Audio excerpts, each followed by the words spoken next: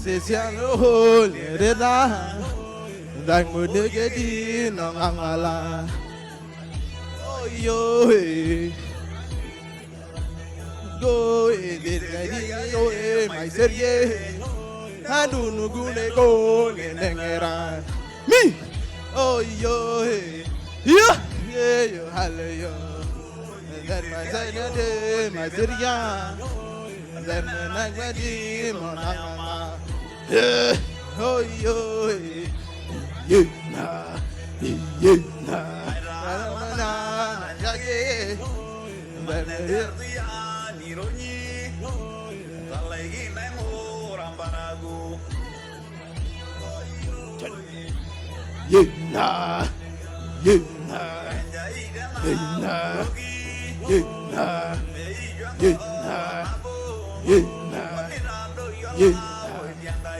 oh Leo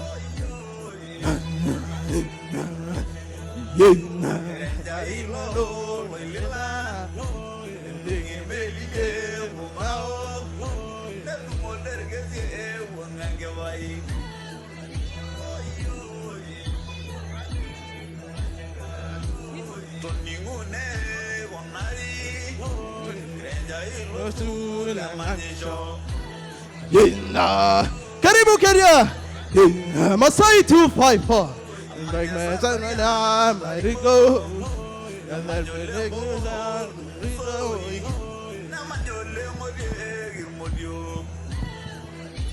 yo go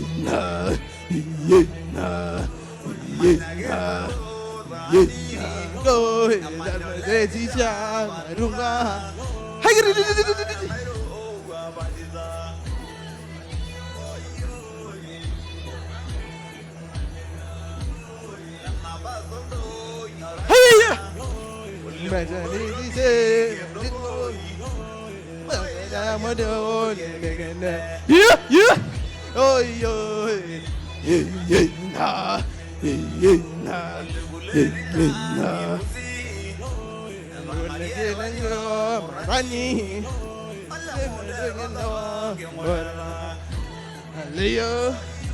hallelujah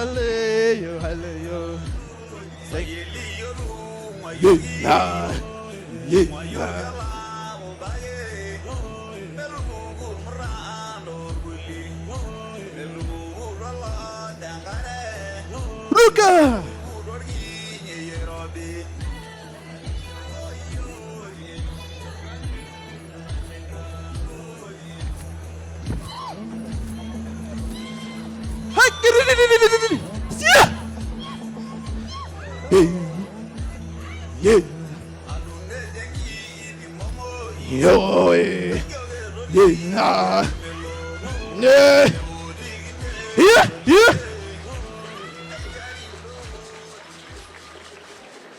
Can we get another round of applause for the Spirit of Angela West African Dance and Drum and the V4A Maasai Group? Thank you so much. All of that on a very small stage, really. Very well done. Thank you. Well, welcome everyone to the 2025 Growing Global Luncheon hosted by the World Trade Center St. Louis and presented by Bayer. My name is Debbie Monterey, and for those of you who don't know, I'm the host of Total Information AM on KMOX in the mornings, and the regular MC of this event. It is wonderful to be back, and it's great to see a huge packed room and another sold-out event, so thank you for being here. Today's event is actually the 26th anniversary of Growing Global. 26 years of hosting the St. Louis region's largest event for international business community. And this year's theme is a very special one. It is Africa Rising. We gather at this exciting moment in time when Africa is no longer just a story of potential, but one of momentum. Africa's population is expected to nearly double to 2.5 billion people by the year 2050. The continent is home to a young and entrepreneurial workforce, and they're poised to increase prosperity not only in Africa, but around the world. There are a number of relationships that already exist between our two communities, our two countries, but more importantly, there's opportunity for so much more. We are going to explore today how and why St. Louis should prioritize engagement with Africa. And to do that, we're going to hear from three incredible leaders from Ghana, Rwanda, and South Africa. We will also honor two local organizations who, for years, have been leading the efforts to connect St. Louis to Africa, culturally, economically, and people to people. Throughout the program today, you'll get a glimpse of how St. Louis is engaging and competing globally. And as always, we're going to have some good food and some fun along the way as well. Before we get started with the program and lunch, it is my honor to welcome to the stage the CEO and President of the St. Louis Economic Development Partnership, Mr. Rodney Krim.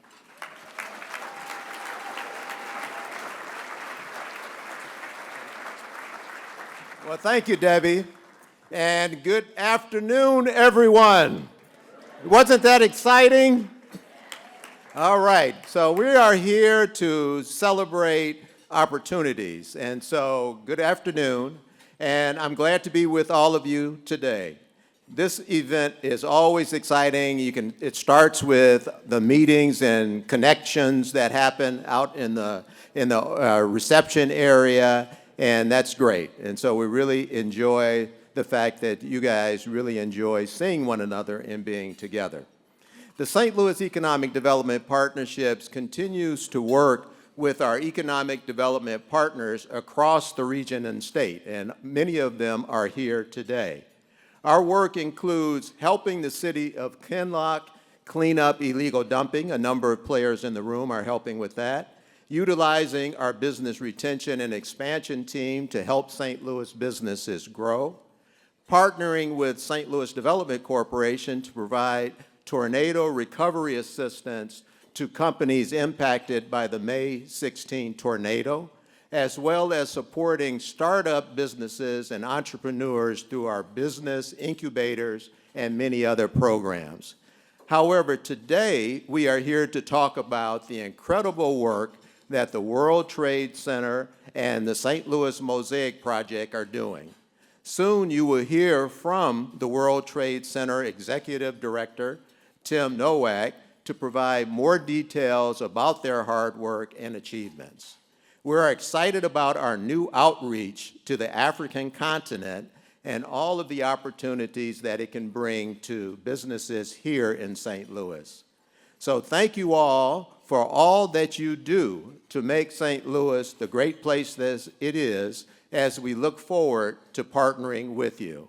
And now I would like to invite to the stage St. Louis County Executive Dr. Sam Page and St. Louis City Mayor Kara Spencer to join me on stage to say a few words.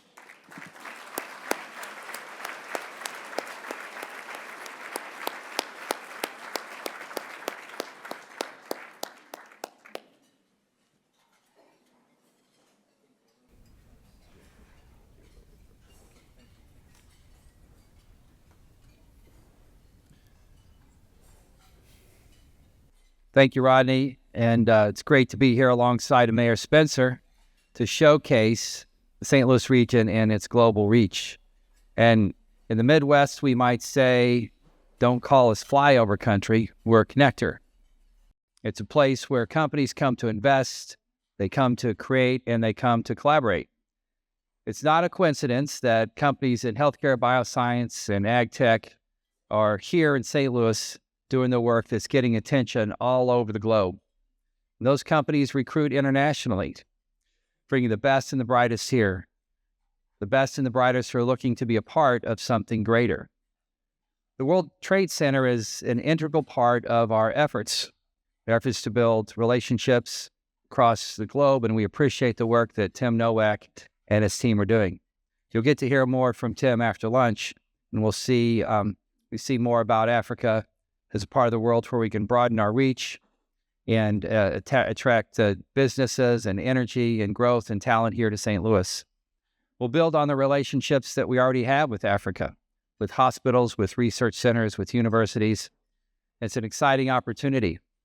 We're on the map, but we want to be on the map that companies refer to when they're looking to choose where to build and to choose where to grow. We're known for innovation, we're known for opportunity, and we're buzzing with energy. So I want to thank all of you that are bringing that energy here to St. Louis for helping to put us on that map. Also here today, I want to acknowledge Eric Lindbergh, the grandson of Charles Lindbergh and chairman of the Lindbergh Foundation. He's joined us here today. And Eric recently relocated the foundation to 39 North at the Innovation District. It's a community where some of the most exciting work is happening, anchored by Bayer Crop Science and the Danforth Plant Science Center. With 2027 marking the 100th anniversary of the Spirit of St. Louis flight, we're hearing that Lindbergh Foundation has some exciting plans underway. We're going to commemorate the past and celebrate and promote the current and future of St. Louis, a spirit that is alive and well in our region. Thank you, Eric.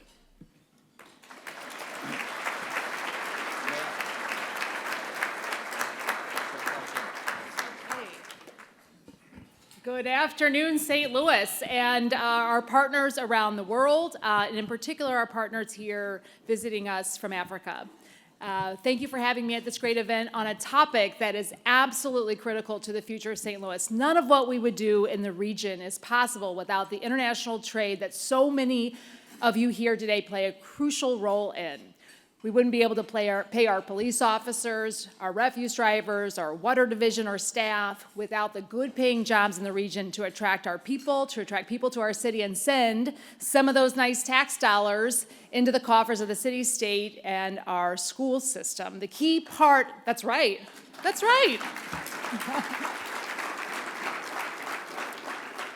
A key part of my job as mayor is to deliver high-quality city services to our community, but we couldn't do that without a strong business community.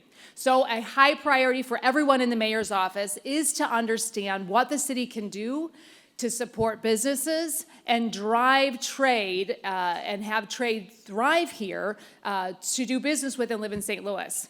Right now, St. Louis is at the forefront of developing responsible regulations for data centers. The unfortunate reality and the reality that is playing out in the public right now is that data centers tend to have a bad reputation. They tend to have the tendency to be bad for the environment, and if they're inappropriately located, can inhibit walkability and be bad for the kind of living we're trying to promote here. But it's also true that data centers are becoming an increasingly important to several key industries here in St. Louis. They play a very vital role in the technology infrastructure that cities and regions need to be able to be at the forefront of innovation. So we are taking a very healthy and constructive approach to developing the right-sized regulations here in the city of St. Louis to be a leader at being able to accommodate while being thoughtful in our approach here. So despite some of the initial discussions about a moratorium, we are working forward on a path that enables a permitting process to continue in a way that allows us to be more thoughtful in that approach. This is the kind of deliberate approach that I will continue to take in the mayor's office.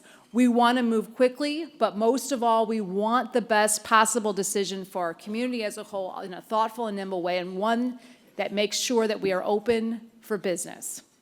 As you may know, I have been in office for just about 5 months now, and in 1 month into my term, St. Louis was hit by the nation's most destructive tornado since 2011.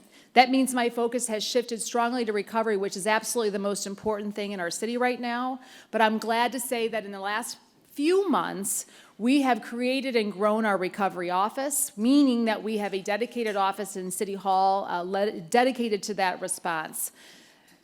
While that is being fully established, that has enabled us to pivot to be able to focus on the city as a whole. So last month, I was pleased to invite the World Trade Center to my office alongside the Irish ambassador. Just a few weeks later, we hosted the Portuguese ambassador for another insightful conversation about how St. Louis can continue to benefit from the exchange of culture and commerce.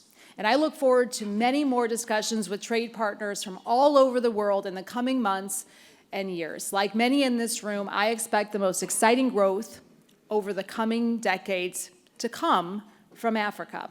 There is so much promise in Africa's youth, innovation, and market growth that can have a great impact here in the global economy, but right here in St. Louis as well. Along those lines, I know the announcement has not been made yet, but I want to take this opportunity to congratulate today's winners of the Global Ambassador Award and thank them for the hard work that they have already done to connect St. Louis and Africa. This is important work that will benefit all of us, and most importantly, most critically, I have to recognize will benefit St. Louis. Finally, I am happy to be with you all today. I want to let you all know that St. Louis is open for business and that we will happily work with all of you as partners in the community. Just like the World Trade Center and the Mosaic Project, we are working to grow international business, the international business community, and our international community at large.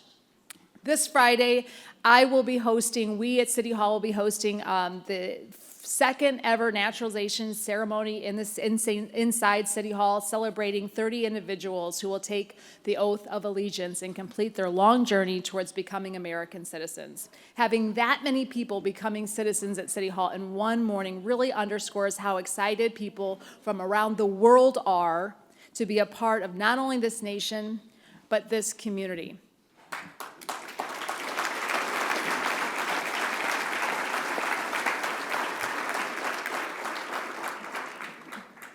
I can't wait to see the smiles on their faces when their hard work pays off later this week. I know all of you are working hard as well, and St. Louis is committed to your success. So thank you for being here, for doing business here, and for helping St. Louis grow.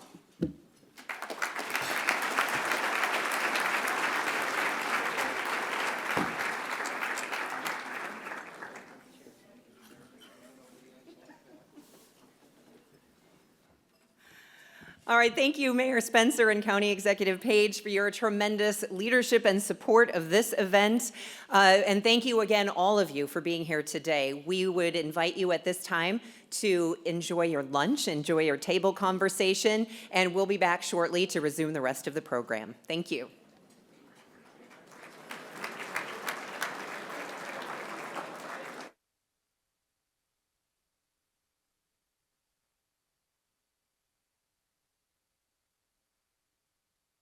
Lunch. Could we get a little hand for the crew here today serving us? They're doing such an incredible job squeezing between all these tables. Thank you so much for the great service. Please go ahead and continue enjoying your lunch, but we would like to get our program started. I have really enjoyed working with the World Trade Center and the Mosaic Project team in planning today's event. It obviously takes a lot of work to put something like this together. As the international division of the St. Louis Economic Development Partnership, the World Trade Center supports economic growth by connecting our business and people to an increasingly global market. From market research to hosting trade missions and managing St. Louis's Foreign Trade Zone and Sister Cities program, the World Trade Center brings together a strong system of business and government agencies to support trade and invest and enhance St. Louis's global connectivity. The team always talks about the three key equal ingredients necessary to be a competitive global city: people, trade, and investment. We need talent from around the world. We need our businesses selling their goods in markets across the globe. And we need foreign companies investing in St. Louis. Over the years, Growing Global has highlighted the importance of trade and investment through a number of different angles. Last year, if you were here, we explored global talent and the local impact for our companies and the economy. As we turn our attention this year to Africa, I want to just take a minute to recognize a few of the friends and supporters who helped make today and this event possible. First, the World Trade Center St. Louis Board of Directors. Each member of the board is listed in your program, so we truly appreciate the board's commitment and service. Also, I'd like to take a moment to recognize that in addition to our honored speakers, we have several very special people with us today, including Donna Behringer, St. Louis City Comptroller, Kenny Hulshoff, former United States Congress, Brad Green from the Office of United States Senator Eric Schmidt, Christina Lay from the Office of United States Congressman Wesley Bell, Dennis Gannon, the Jefferson County Executive, Mike Elam, St. Charles County Council, the St. Louis Economic Development Partnership Board of Directors, and representatives from the St. Louis Honorary Consular Corps and Sister Cities Committee. A round of applause for all of them.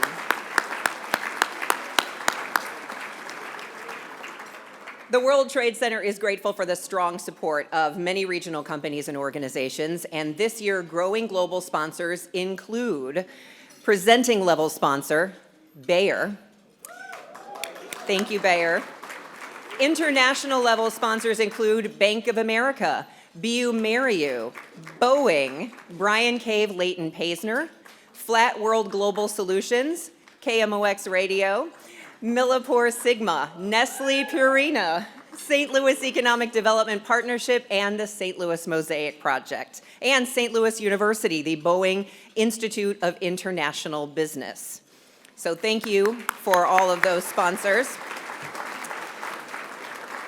Domestic level sponsors include America's Central Port and Foreign Trade Zone number 31, Bunge, Clark Fox Family Foundation, CSI Leasing, Enterprise Mobility, Greater St. Louis, Inc., and NEDEC, and United Technologies. So thank you to those sponsors. Our civic sponsors include St. Louis City and St. Louis County. Tim, it's under my plate. I have a visual aid that I forgot to bring up. Thank you. All right. If you've been with us before, you know what the deal is here that I'm about to do. Thanks to our good friends at Southwest Airlines, we have the absolute best attendance prizes. So with their generous support, once again, we are giving away 13 round-trip tickets to the destination of your choice on Southwest. 13 round-trip tickets. So thank you to Southwest for the generosity there. So here's what you need to do. Find your program that was on your seat when you came in, and on the back, if you have this Southwest sticker on the back of your program, you are a winner. So if you have this sticker, I think mine's just for show. I don't think I win. But if you have this sticker, hold it high up in the air, raise your hand, and a member of World Trade Center staff is going to track you down and make sure that you get your tickets.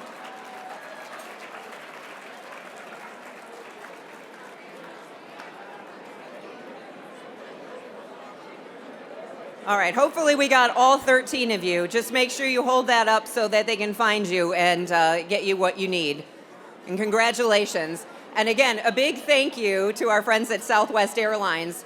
We do have so many more who have contributed to today's success.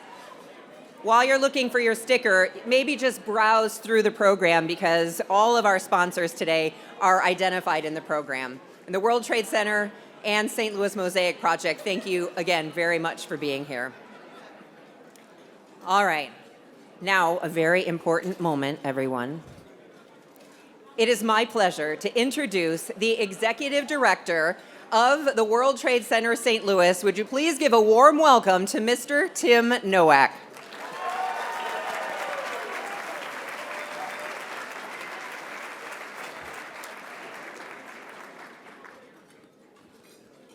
Well, thank you, Debbie. And yeah, thank you, Southwest Airlines. It never, ever gets old, does it?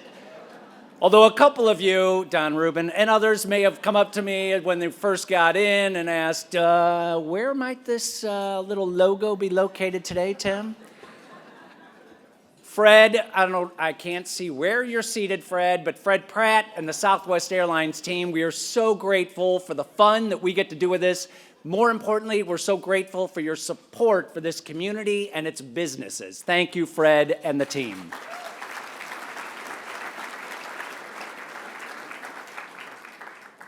Fred, I'm not sure, with all this talk of Southwest Airlines and international expansion, I'm thinking maybe a direct flight to Nairobi out of St. Louis, Fred?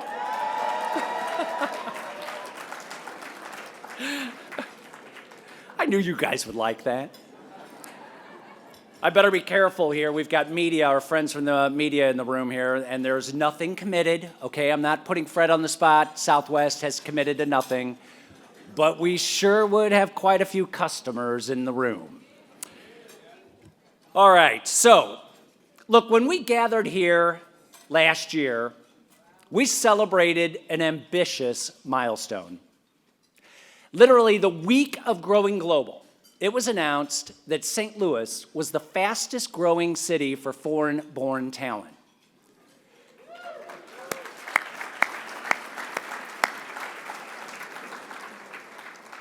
Now, there's a lot of talk around the region about our need to grow and the direct correlation between population growth and economic growth.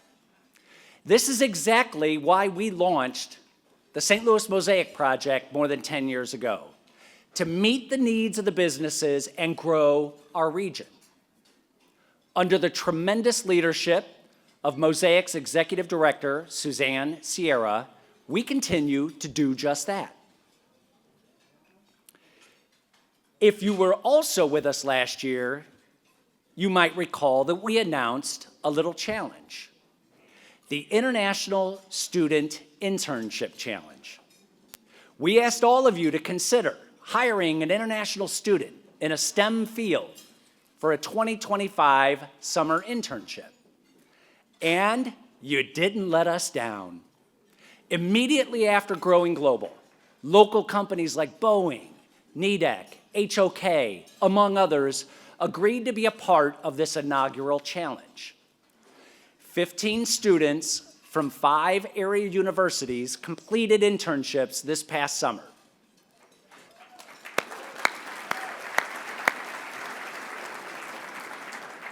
Make no mistake, these internships are more than a job. They are a deepening of St. Louis's commitment to global connectivity and long-term growth. And I'm pleased to share that 10 of these interns are here with us today, and I invite them all now to stand up and be recognized.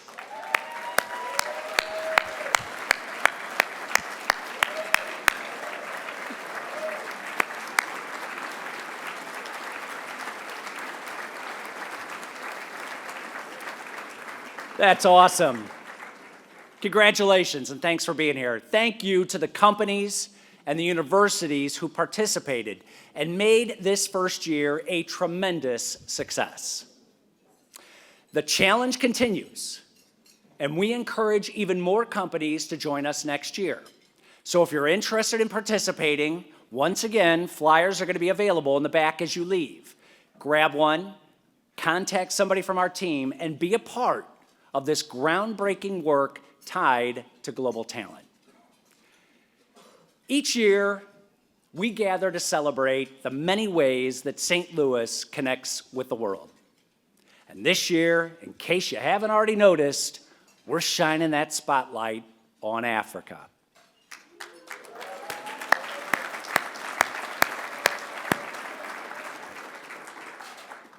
When many people think of Africa, they see a mysterious continent of 54 distant countries. But what we sometimes overlook is just how closely Africa is already connected to us, right here in St. Louis. Walk through our city, and you'll see the ties everywhere. Our universities, well, they welcome students from across Africa who bring talent, culture, and ideas that enrich our campuses and our community. Our health institutions like BJC and Mercy are advancing medical partnerships and research with colleagues in Nigeria and South Africa. The Donald Danforth Plant Science Center has strong collaborations in both Kenya and Rwanda, developing disease-resistant cassava that is now being tested for registration. In business, St. Louis companies are building bridges every day. Emerson, Bunge, and Bayer all have footprints in Africa, supporting infrastructure, agriculture, and digital growth. And on the flip side, African entrepreneurs and investors are increasingly looking to St. Louis as a hub for innovation and global trade. Our nonprofit and faith communities have also led the way. Thanks to a very vibrant, local African diaspora, St. Louis-based organizations are tackling critical issues, from workforce development to healthcare access. This diversity is a strength, making St. Louis a city where global perspectives are part of the local fabric. So you may ask, why does this matter? Because the future of global growth runs straight through Africa. By 2050, 1 in 4 people on Earth will be African. The continent is urbanizing, digitizing, and innovating at an extraordinary pace. For St. Louis businesses, investors, educators, and community leaders, Africa is no longer a distant frontier, it is a present opportunity. Our role is to lean into that future, to be a city that welcomes partnerships and embraces the exchange of ideas and goods and culture. That is how St. Louis grows global. So today, I'm proud to share 2 exciting steps towards that future. First, the World Trade Center will lead a trade mission to Africa next year.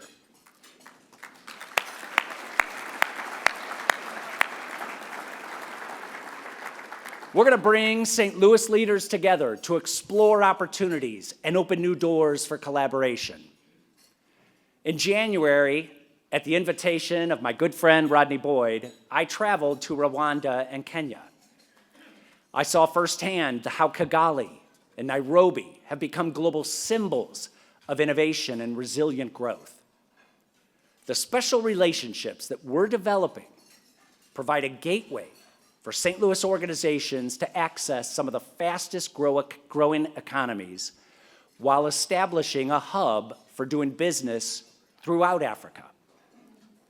Now, many of you have participated in WTC trade missions in the past, and I hope you all will consider joining us next year when we take that first delegation to Africa.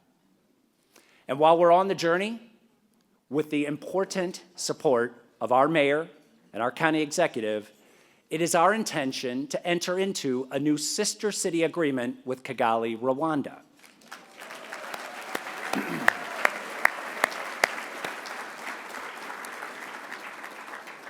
This partnership will connect our people and our businesses in ways that build lasting ties between St. Louis and one of Africa's most dynamic cities. These are not symbolic gestures, they are commitments to action. In fact, a group of local leaders have already been meeting for the past year as the St. Louis-Kigali Sister Cities Exploratory Committee. This group, combined with the work of many others, signal that St. Louis is serious about its global role and that Africa is a key piece of the plan. So today, as we explore what's possible, let's also take a moment to celebrate what's already been accomplished. Many in this room today, including our own Annie Mbale, have invested their time, their vision, and their resources to connect St. Louis to Africa.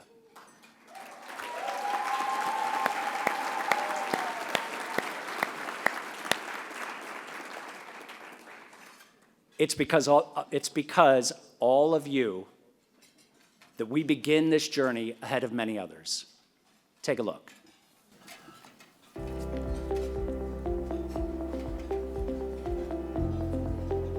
Africa's potential is limitless. It is vast opportunities, technology, education, agriculture, creative experiences. We're trying to let organizations and companies in St. Louis know, yes, you can tap into all of those resources as well. And the African Chamber of Commerce can be the middleman to help build that bridge between St. Louis and Africa. That's one of our goals, to let the St. Louis organizations know you can invest in Africa without actually stepping into Africa. A lot of people underestimate African cities as business hubs. The innovation that is happening in Africa, and the exciting part is that it's the young people doing it, which is the majority of the population. 20 years from now, those people will be the ones that are changing the world. And African leaders are understanding that we have to educate those people to catch up with the times. I think St. Louis has embraced the African community open-heartedly, embracing it in the aspects of utilizing some of the new technology and innovation that's going on in Africa, and how can we relate that back to St. Louis, but also being able to give those opportunities for those up-and-coming individuals from Africa that's here in the U.S. We have the Kigali Sister City partnership that we're working on. When that is approved, trade between both cities will be easier. St. Louisians can travel to Rwanda, make any business investment they want to make, and the Rwandans can also come here for schooling, for healthcare. The St. Louis Mosaic Project goal is to attract and retain immigrants in St. Louis. And we have programs like Professional Connection, which helps introduce immigrants to jobs. We'll make an introduction because we understand that when you're coming from another country, you can have a PhD, but it's a whole ball game to just know how to navigate the interviews, and it has been very successful. If you look at the statistics, people who are coming from other states and those who are moving out of St. Louis is actually negative. The positive number we have is people who are coming from outside the country. And if they come to St. Louis and we make them feel welcomed and we make them be part of this and we connect it to different skills, then we will be able to address the shortage we have in terms of workforce.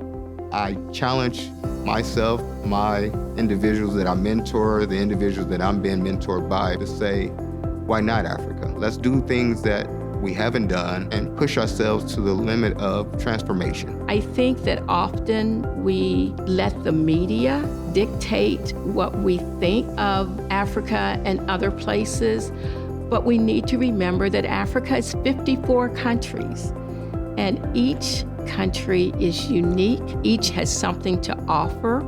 It is untapped potential that now I'm happy that people are able to see it. In the next 4 or 5 years, everybody will look back and say, wow, where have we been? Why did it take long to get here? And I think I can't wait to see that.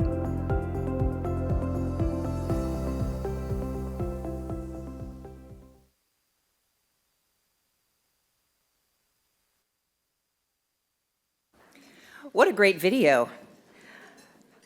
It is a great video highlighting the many contributions to a deepening connection with Africa.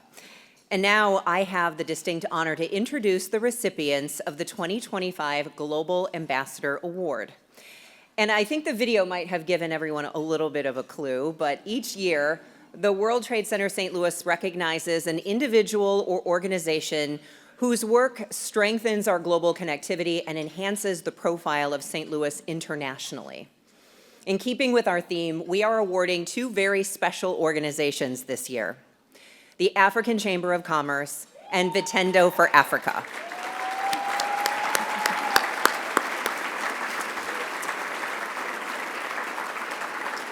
Founded in 2017, the African Chamber of Commerce has been a tireless advocate for African businesses, entrepreneurs, and professionals.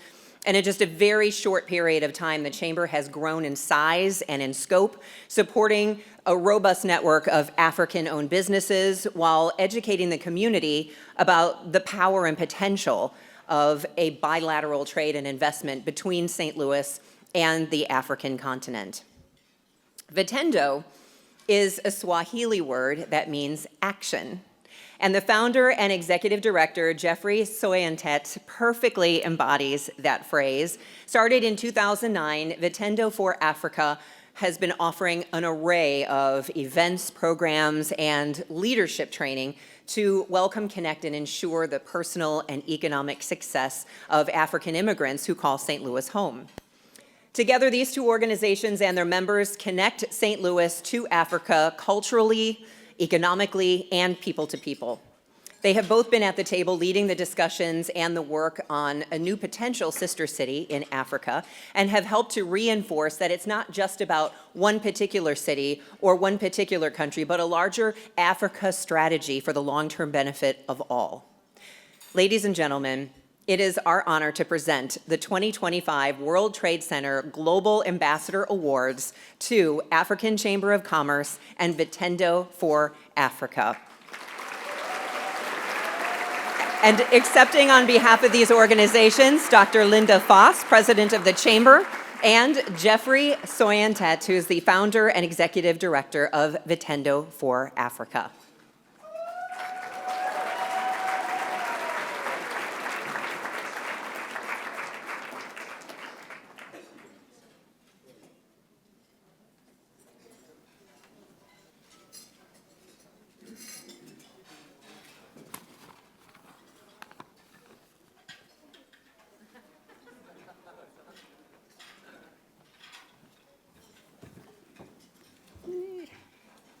Thank you. Good afternoon. Thank you. On behalf of our chair lady, Arinola Solanke, and board members, some are here today, our founding chairman, Jeff, and our founding president, Segun Babalola, he's out there somewhere. We would like to thank you for this incredible ambassador award given to the African Chamber of Commerce by the World Trade Center and its board of directors. This recognition is not just a moment of pride. It's a testament to the power of our shared vision and the impact we're making together. I have seen up close how the African Chamber of Commerce changes lives and businesses here in St. Louis. Just recently, a professional contact asked for assistance to connect with an oil engineer in an African country. He had a specific African country he wanted to get connected with. We made that connection for him very quickly. Or when we are approached to connect an African-owned business here in St. Louis to provide services for an African-themed event, those type of connections are very easy to make. For the last 8 years, our incredible team of volunteers, ordinary people with extraordinary passion, we all have worked tirelessly, shouting from the rooftops, sometimes literally, "You don't need to be African to join us. You don't need to cross oceans to do business with Africa or hire an African that's here in St. Louis." We are connecting you with the African's vibrant market, rich cultures, and boundless potential through our sister city programs, trade missions, tourism, mission trips, and more. We've carried this mission forward with passion, tenacity, but with very little funding, but only with the support of our community's belief in us. But today, I'm here to issue a challenge to every African in this room, to every person who has done business in Africa, to those that have traveled to Africa or dreams of its possibilities. African Chamber of Commerce St. Louis is here to empower, connect, and uplift. And if you feel moved, I humbly ask you to consider supporting us financially. Your contributions can help us reach further, share more resources, and strengthen the ties between St. Louis and Africa. Together, we can amplify the African community's voice here and globally, and then continue to grow St. Louis's economy. This mission is about anyone with a spark for Africa. We welcome Africans, non-Africans. Join us and support us in building partnerships, fostering growth, and creating a legacy of opportunity. Once again, I want to extend my deepest thanks to the World Trade Center, Mosaic Project, and St. Louis's business community for this extraordinary ambassador award. This honor is a call to keep building. It's a call to keep bridging, and a call to keep breaking barriers. And I say again, building, bridging, and breaking barriers. So let us do this together. Thank you from the bottom of my heart for being here and believing in us, and for joining the 24,000 Africans that are here in St. Louis on this journey. Thank you so much.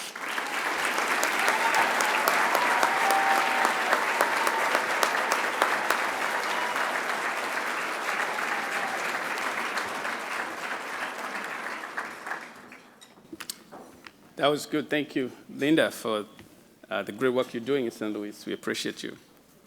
Good afternoon.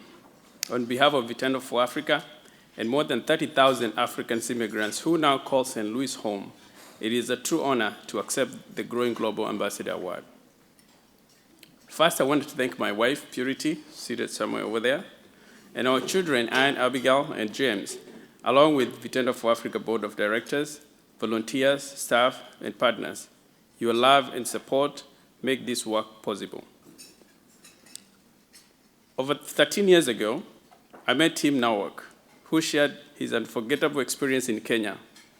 He was even given a Kikuyu name, Juguna, which means one who brings wealth, or a provider. And that simple conversation planted a seed for trade mission to Africa. Since then, we have seen incredible growth: the Africa Chamber of Commerce, partnership with St. Louis Mosaic Project, the Kenya Kids exhibit at Magic House, and today's historic theme, Africa Rising. To our African friends and partners, Tim, Ronley, Stella, Annie, Suzanne, Betsy, Shagun Babalola, and Mr. Gilberto, thank you for your vision, your consistency, and your commitment to uplifting immigrant community here in St. Louis. Vitendo for Africa is humbled to work with World Trade Center and local organizations to bring healing to immigrants' children through art and dance therapy in more than 30 schools here in St. Louis, to settling hundreds of nurses and teachers into hospitals and schools that are doing great work here in St. Louis, and to mentoring thousands of youth who are preparing for college and careers.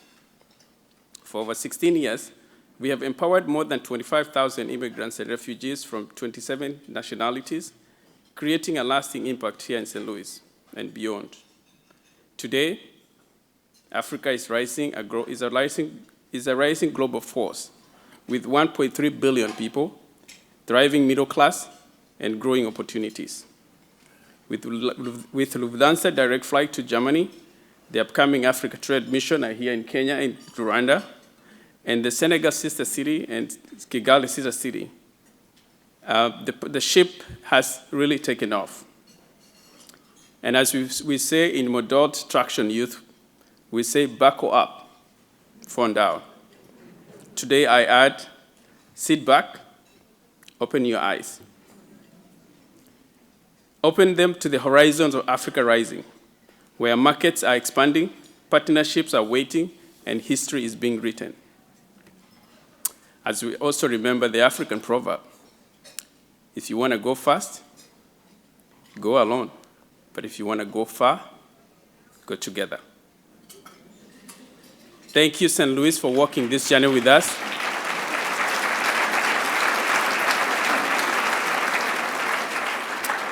Thank you, St. Louis, for walking this journey with us. Together, we're building bridges and empowering communities and embracing boundless of opportunities of a rising Africa. Asante sana.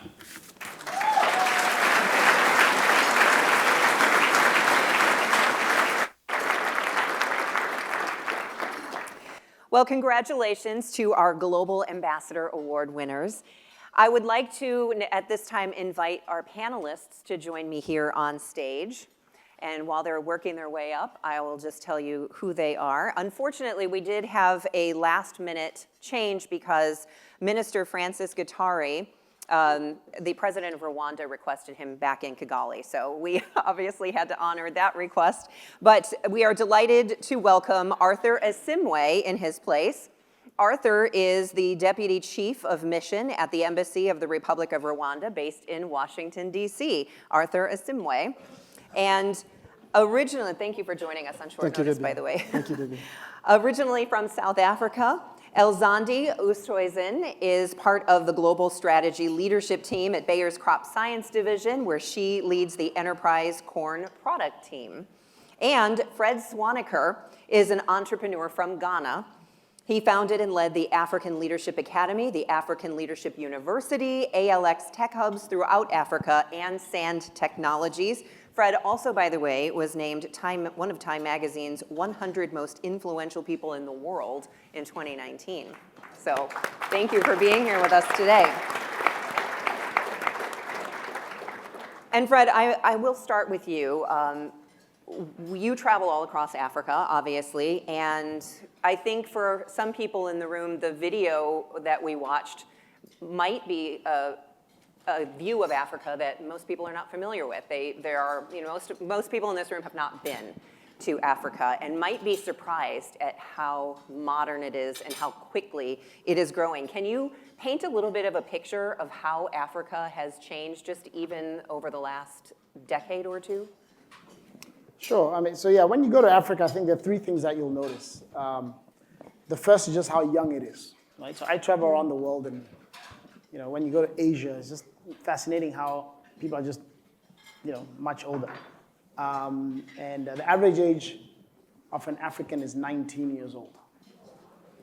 The average age in the US is 38. The average age in Germany is 44. The average in Japan is 49. So Africa is the youngest continent in the world, and will be 40% of the entire world's population by the end of the century. So that's the first thing that you notice. So yeah, it's just brimming with youth and so forth, right? The second thing you'll notice is just the infrastructure.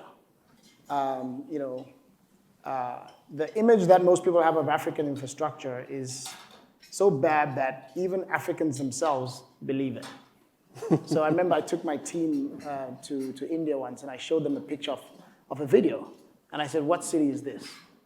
And they put up their hand, Singapore, Qatar, Dubai. It was Addis Ababa, Ethiopia. And then I put in Google search for Ethiopia, and it showed images of like spears and all kinds of things like that, right?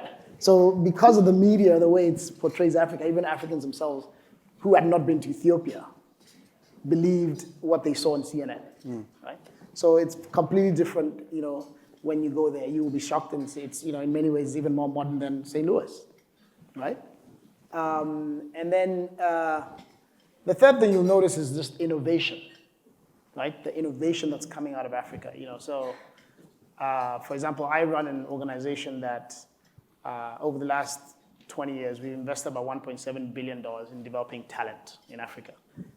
And last year, we trained 700,000 software engineers and data scientists across the continent of Africa. So we're the largest trainer of tech talent in the world, right? We incubated 10,000 technology startups, right? We are just one organization. So all of these startups are driving innovations in healthcare and in infrastructure and just so many other things that you'll see, And so these are and they're sitting in Africa, and they're actually solving problems for the world, right? So I started another company about 20 years ago called Synexa Life Sciences. We've got 200 PhDs sitting in South Africa who are helping with clinical trials around the world. They work for BioNTech and GSK, Moderna. The first mRNA vaccine that later led to the COVID vaccine was done by our scientists in South Africa, right?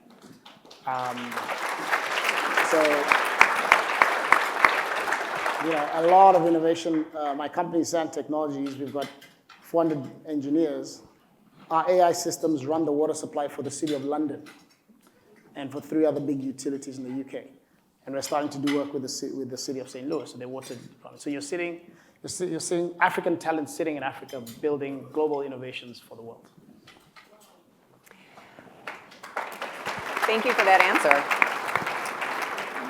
Elzandi, we saw a lot in the video about agriculture, and I think that might be another thing people don't always associate with Africa. And clearly, Bayer is right in the middle of all that's happening in bioscience and agriculture in Africa. What is the company doing to optimize opportunities there? Yeah, that's a really good question. And it's also a good time to talk about it because Bayer and even Legacy Monsanto was heavily involved and invested in Africa. And it took a long time to really reach the point that we're at. The continent is going through a revolution and transforming in the sense of adopting modern technology. If you think about it, just for those of you that's not familiar, it's still one of the continents with the highest level of food security challenges. And what many people also don't realize is it's a continent where corn is the staple food. It's not necessarily rice or wheat like in many other places around the world.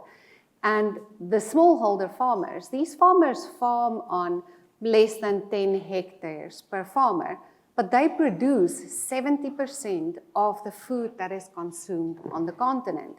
So access to modern technology that can help them be more profitable and reduce their input costs is critical. And we at Bayer, our innovation and our product and our solutions that we offer can really have a significant impact for these farmers and for the continent. So earlier this year, we have opened a new state-of-the-art seed production facility in Kabwe in Zambia that will triple our seed supply capacity in Africa, so it will serve the broader Africa. It was a 32 million euro investment, and we already have tagged additional investments to improve the full ecosystem to ensure that we can supply these farmers with good quality seed that will improve their probability of success. But it goes beyond that, because if you help these farmers be successful, you touch their livelihoods and their family's quality of life, but you're also touching the community. And us at Bayer feel very strongly about this responsibility. A good example is, since we're a health sciences company, we are funding a health center in that community where our plant facility is that will provide essential healthcare services. It's a public-private collaboration. And then at the same time, obviously, we work on the infrastructure in order to support the seed supply facility. So we have revived the borehole, put up a water tank, and the pipes and the infrastructure necessary, and the immediate neighbors of the facility will also benefit from it. And I think that's my broader message. It goes far beyond the very large business opportunity. There's opportunity to really make a difference in millions of people's lives by just doing what we're all good at and taking it to Africa. Thank you, Elzandi.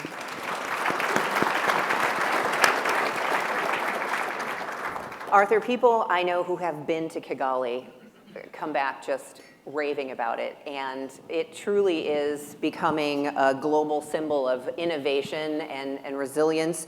But how would you say the city, and I guess Rwanda, what have they done? What are they doing well to become one of the fastest growing economies in the world? Well, thank you, Debbie. I think, first of all, a warning, because we're talking about Africa, so expect a very strong African accent from me, because today is Africa. Yeah, I mean, Debbie, when you Google and Google the top 10 fastest growing economies in the world, top 3 or top 5 will be Africa. You'll find the likes of Senegal, Rwanda, Kenya, Nigeria. When you look at the top 10 fastest growing cities, you'll find 5 are from Africa. You get the likes of Addis Ababa, Kigali, and all that. That shows you how much Africa is on the rise. So when I come to us, Kigali and Rwanda in particular, I think for us, it's just basically having a clear vision. We've got a vision of where we want to be. We know we have an ugly history. Most of you know Rwanda and have heard about the genocide that happened there 30 years ago. But after that, we've put our acts together and set up a clear vision of where we want to be. And we've had a governance model that is based on delivering results. And we put on a lot of scrutiny by our leadership to ensure that whatever we have set up to achieve within different sectors, we aim to achieve that. So we've been lucky that we have had a clear vision. For example, now we have what we call Vision 2050, where we want to turn Rwanda into an upper middle-income country by 2050, with per capita GDP of about $14,000 for population. And for us to be able to achieve that, there are benchmarks that we need to attain year in, year out. So ever since the horrible events that happened in Rwanda, we're lucky that we have had a leadership that has created an environment, especially for the entrepreneurs, for the private sector, that is predictable for investments, that is sustainable, that is forward-looking. And so every investor would want to enter into such a market. And we've tried to position Rwanda, though we're a small country in the middle of Africa, but we've tried to create an environment where businesses or investors who want to test the African market come into Rwanda, find a conducive environment, find a simple entry point, and be able to set up your businesses, but also be able to access the larger African market. And we accompany you, because that's one of our policies. So I think, in a nutshell, to keep it simple, is we've had a clear roadmap of where we want to go. And we've been lucky to stick to that with a lot of discipline in whatever we do. You hear that Rwanda is ranked one of the least corrupt countries on the continent. That is because of leadership. You hear that Kigali is one of the safest cities on the continent. Kigali is the greenest city on the continent, one of the fastest growing cities. All that is done because we know where we came from and we know where we're headed to, and we stick to that. All right, thank you, Arthur.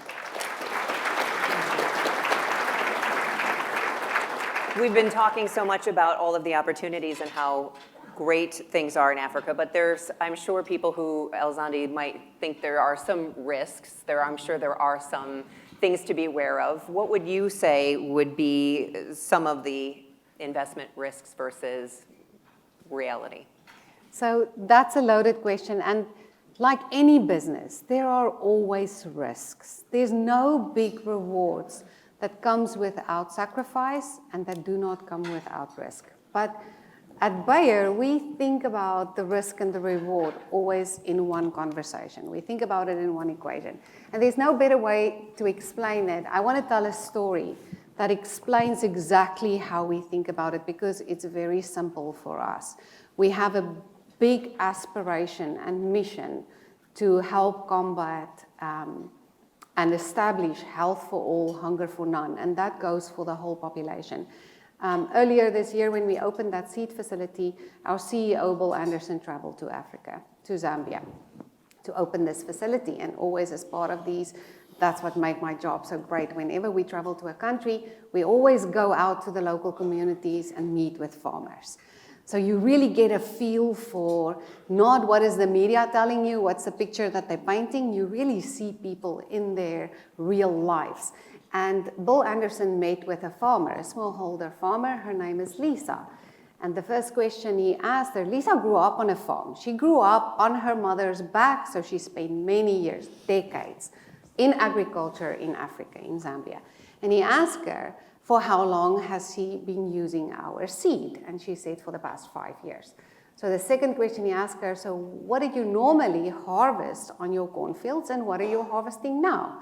And she said, in the past, the most that she could got was like 700 to 1,000 kilograms per hectare per year, and now she's harvesting 5,000 to 7,000 kilograms per hectare per year. Whoa. So the follow-up question was immediately, so what do you do with the extra corn? Because in Africa, they very likely in the past years, they would keep the corn for their own consumption. And she said she keeps enough for her and her family's consumption, and the rest she sells, cash. He said her first word was cash.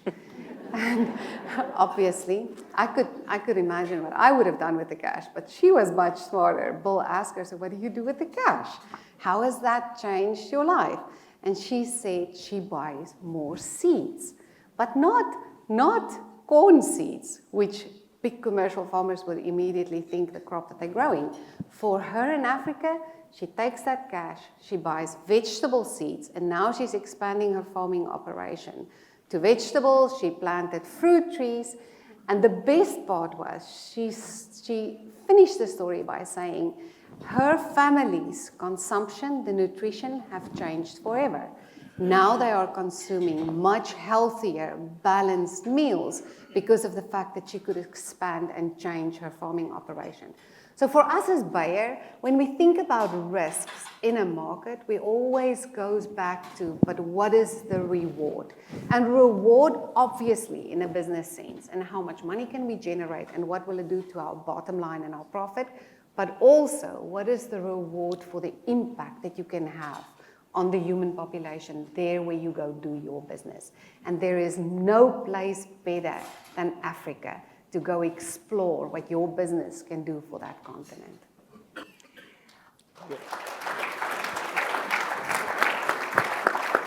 Fred, we mentioned that you have launched tech hubs across the continent, and obviously if the average age is 19, there's a lot of people who are probably really much better than me with the technology. But we have heard the mayor of St. Louis talking about data centers. That's obviously a big deal. They use a lot of electricity, a lot of water, so that can be an issue.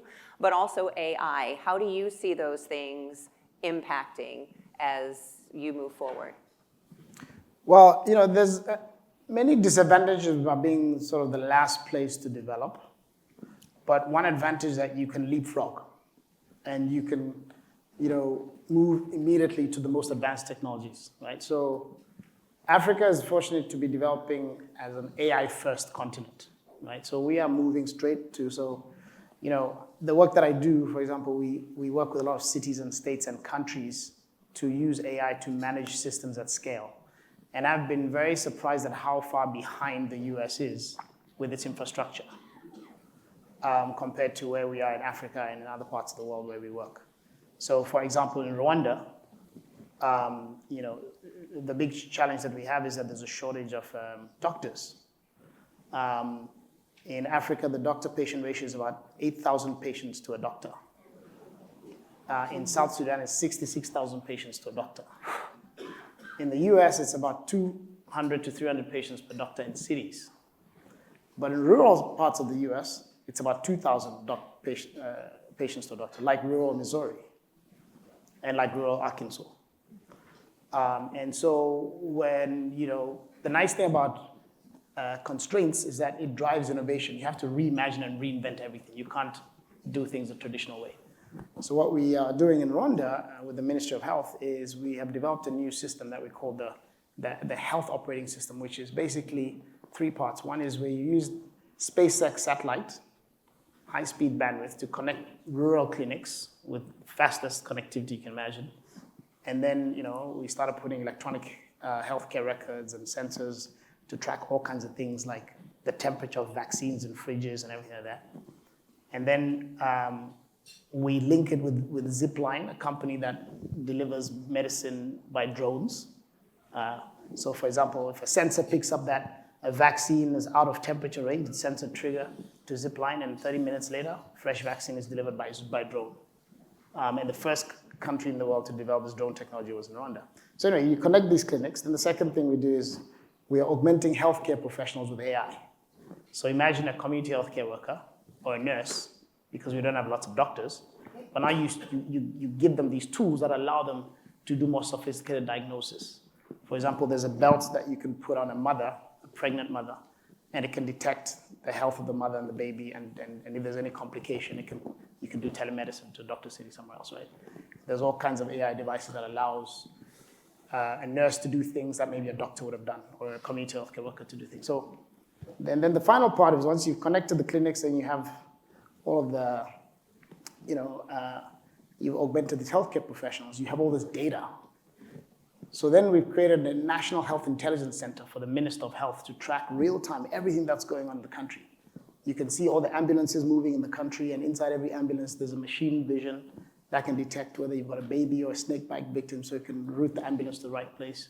You can see the next pandemic before it happens. You can start to make better decisions about how to allocate your resources. What kind of policies should you make, so you're not flying in the dark anymore as a leader. And this is happening live in Rwanda, right? So we are able to therefore take the advantage of not having the legacy systems to leapfrog and go straight to the latest technology. So that's why I think as you think about your engagement with Africa, the mistake I see a lot of leaders make in the US is they think of Africa only as a source of demand. And yes, you should look at that. Mm-hmm. There is demand there. There's a growing population. You can sell goods and services there. But you should also really be looking at Africa as a source of supply, right? and supply in two ways. One is talent. You can't get this. That is one game we are winning, for sure, right? There's no other continent in the world that is going to beat us in talent, right? 40% of the world's population, youngest population in the world, it's fact. So if you need talent, there's no other place you'll get it from talent than Africa. And the second source supply of innovation, right? So many of these problems that we've solved in Africa, like the healthcare problem that I mentioned, is going to be exactly perfectly suited for rural Missouri, right? And even urban cities where you can't get care to some people. You need to, with all the cuts in the federal budget for healthcare, you need to learn how to do more with less. And we've been doing that in Africa, right? We're doing that, right? Same thing with what we're doing in education. The way we are training software engineers and data scientists at massive scale and lower cost. A city like St. Louis needs that because if you want to compete in the AI age, you need to do a lot of workforce development. So when you go to Africa, open your eyes to the innovation that's there, the radically different ways of doing things, and that's what you get when you go there. You bring that back to a place like the US, which needs to move forward. I want to get a couple of real quick questions in before we wrap up here. And Fred had mentioned the United States being behind on infrastructure. I want to ask you, Arthur, because a lot of investment has come into Africa from China. China has been heavily investing in Africa and has been the largest trading partner with Africa for a dozen years or 20 years maybe. Is the United States very far behind? Are we just playing catch up at this point? No, that's a tough question, Debbie. I'll try to attempt to answer it. But let me just touch a little bit on what Fred just said. He's a politician. He's going to cover it. He represents the government. You see, Fred cannot blow his own trumpet, but this is one of Africa's most successful entrepreneurs, and he's. He has a sharp eyesight on where a gap exists and how to invest in it. For example, he's put up a university in Kigali, an incredible academic institution, now about 30,000 students. But it's not only serving Rwandans, it's serving students from across the continent. That's why he's talking about talent, creating the pool of talent. Students from almost 47 countries are within this academic institution. And when we look at the future, that's the kind of investments that people should be looking at. Where is the gap? How do I tap into this gap to explore the entire continent of Africa? And it's happening. There's so many good stories. So Fred is one of the good stories that you can pick from. Coming to China. You see, China occupied a space that was there. And it's true, China is Africa's biggest trading partner. It occupied a space that was there for quite some time. And Africa, of course, is growing, and Africa needs partners to trade with. And China came and, occupied this space. But it's never too late. The potentiality of Africa is huge. It's never too late. Even if the US comes in now, there's still a lot of virgin areas on the continent that an American investor can look into. And what we're looking for on the continent is sustainable investments. We don't want these quick win investments where you come and set up something small and reap returns and run away. We need something that is sustainable. I'll give you an example. You've heard about our issues with our neighbors in Congo. Good enough, the Trump administration has helped us in coming up with the peace agreement. But one important component of what we're discussing is an economic agreement. And we're looking at putting in place long-term sustainable economic projects. I'll give an example of the rare earth mineral sector. We're tired of artisanal mining that is not sustainable. We're looking at massive industrial mining. And that gives opportunities to the American investors, opportunities to people that here that want to look into this space. How are you able to come on the continent and set up large-scale industrial mining, go into areas of processing, refining, because that way we want to see how you can add value to whatever we're getting from there. So China is there on the continent, but there's a lot of potential on the continent, and there's room for all sorts of investors, but what we're looking for is sustainable investment. And one last question, and this is for all of you. For people in the audience who may run a business or work for a company that would be thinking of investing in Africa or open to it, are there other cities in the United States that are doing this well, or other sectors that people can look to for an example? Do you know of any other places in the country that could give us a good example? So I can't speak to other cities. I don't know if there's other cities that do it well or better than us in St. Louis. But me being born and raised in South Africa, and now I'm a St. Louis citizen for a long time, and this is home to me, I think there's something we can do better. You have to go visit Africa. Yes. You should take your family. You should send your teams. I promise you, there's 3 things that's going to happen to you. Once your feet touch soil in Africa, you will never think the same about the human population. That will be changed forever. You will never think about your business the same way that you did before you visited Africa. And I promise you, the 3rd thing is you're going to fall in love with Africa. It's a very vibrant, contagious continent. Fred? I agree with everything that was just said by Mr. Easthuise. What I would add is, in terms of where U.S. cities that are doing this well, I actually don't know of any U.S. cities that are doing this well. I know that there are Chinese cities that are doing this well.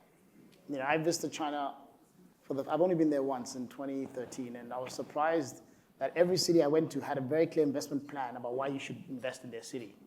And they had plans, and they would travel around the world trying to attract investment into their cities, right? So they go and compete.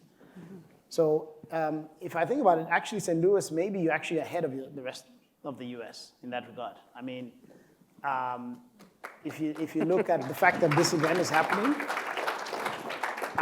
and if you look at a nation state, they typically have a foreign policy, and then they will have an ambassador who will go and represent them globally, and then through that they tend to attract trade and investment into their countries, right? You have 3 of those 4 things in St. Louis. I'm not sure you have a foreign policy yet. Maybe that's the one thing you need, a very clear foreign policy to say this is what we are going to do as St. Louis. But you have an ambassador. His name is Rodney Boyd, right? I mean, I've never met, at least for Africa, right? I've never met a more proud citizen of St. Louis. He goes around everywhere. I've never met anyone more proud of any city. I've never met anyone more who he first and foremost identifies himself by a city and just keeps going on and on and on about it. I was like, what is St. Louis? So much so that he attracted me to come here to do business, right? And he's a great ambassador, and you have delegations that have been coming to Kigali and other places. You're setting up a sister city relationship, and so you have those ingredients, right? And so I'd encourage you to actually double down. I think you may actually be one of the leaders in the U.S. in this regard, and I think probably because you have more incentive, right, than other places, in the U.S. So I'd encourage you to just double down. Leverage your ambassador. You need other ambassadors. Maybe who's your Latin America ambassador? Who's your Asia ambassador, right? Who are the Rodney Boyds for the rest of them, right? And I think if you do that, St. Louis can really drive economic growth because you can then start to tap into this global economy. Well, thank you so much. That is Fred Swaniker and Elzandi Oostenhuizen and Arthur Simwe. Can we please get a big round of applause for our expert panel today?